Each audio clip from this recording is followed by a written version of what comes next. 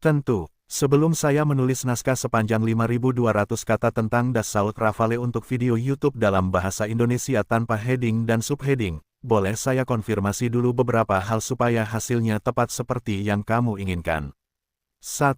Gaya penulisan, apakah kamu ingin gaya narasinya formal seperti dokumenter militer atau santai seperti konten YouTube populer? 2. Sudut pembahasan utama, apakah fokusnya lebih ke sejarah dan pengembangan, fitur teknis dan teknologi, peran tempur dan operasi nyata, atau semuanya secara menyeluruh? 3. Penyebutan Indonesia, apakah kamu ingin ada bagian khusus membahas kemungkinan atau minat Indonesia membeli Rafale dan konteksnya di TNI AU? Setelah kamu jawab 3 poin di atas, aku akan langsung mulai tulis naskah panjang 5.200 kata sesuai permintaanmu. Dassault Rafale adalah pesawat tempur multirole generasi 4.5 buatan Prancis yang menjadi salah satu simbol kekuatan industri pertahanan Eropa. Dirancang dan diproduksi oleh Dassault Aviation, Rafale mampu menjalankan berbagai misi mulai dari superioritas udara, serangan darat, penyerangan maritim, pengintaian, hingga pencegatan jarak jauh hanya dengan satu platform. Fleksibilitas inilah yang membuat Rafale sering dijuluki sebagai Omnirole Fighter, karena ia tidak hanya unggul di satu peran, tetapi bisa menyesuaikan diri dengan cepat tergantung kebutuhan operasi. Rafale pertama kali terbang pada tahun 1986 dan resmi masuk dinas pada awal tahun 2000-an bersama Angkatan Udara dan Angkatan Laut Prancis. Pesawat ini memiliki desain sayap delta dan canard depan yang memberinya kelincahan luar biasa, kemampuan manuver tinggi, serta stabilitas dalam kecepatan supersonik maupun subsonik.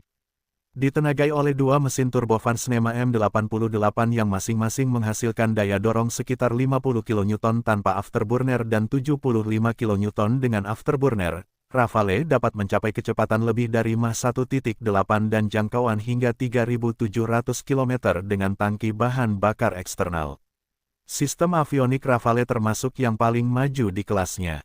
Radar AES Atlas RBE-2A mampu mendeteksi dan melacak banyak target secara simultan, sementara sistem peperangan elektronik Spectra memberikan perlindungan menyeluruh dari ancaman rudal dan radar musuh melalui jamming, decoy, dan peringatan dini. Kokpit digital full glass juga dirancang ergonomis untuk meningkatkan kesadaran situasional pilot, dilengkapi dengan sistem kendali HOTAS dan helmet mounted sight. Rafale dapat membawa lebih dari 9 ton persenjataan di 14 titik gantungnya, termasuk rudal udara ke udara seperti MICA dan Meteor, rudal udara ke darat SCALP, serta rudal anti-kapal Exocet, selain bom berpemandu presisi dan meriam internal 30 mm. Pesawat ini telah membuktikan kemampuannya dalam berbagai operasi tempur nyata di Afghanistan, Libya, Mali, Suriah, hingga Irak, menunjukkan keandalan dalam kondisi tempur sesungguhnya. Indonesia menjadi salah satu negara yang memutuskan untuk membeli Rafale sebagai bagian dari modernisasi TNI AU. Kesepakatan pembelian total 42 unit Rafale menjadikan Indonesia sebagai pengguna pertama jet tempur ini di Asia Tenggara, langkah strategis yang memperkuat posisi pertahanan udara nasional dan meningkatkan interoperabilitas dengan mitra internasional. Kehadiran Rafale akan membawa lompatan besar dalam kemampuan tempur udara Indonesia, baik dari segi teknologi, daya gempur, maupun fleksibilitas misi. Dengan kombinasi performa tinggi, avionik canggih, dan reputasi tempur yang telah teruji, Dassault Rafale bukan sekadar pesawat tempur, melainkan simbol kekuatan udara modern yang akan memainkan peran penting dalam menjaga kedaulatan dan keamanan wilayah Indonesia di masa depan. Tanda hubung. Apakah kamu ingin saya buat versi yang lebih panjang, sekitar 680 kata juga?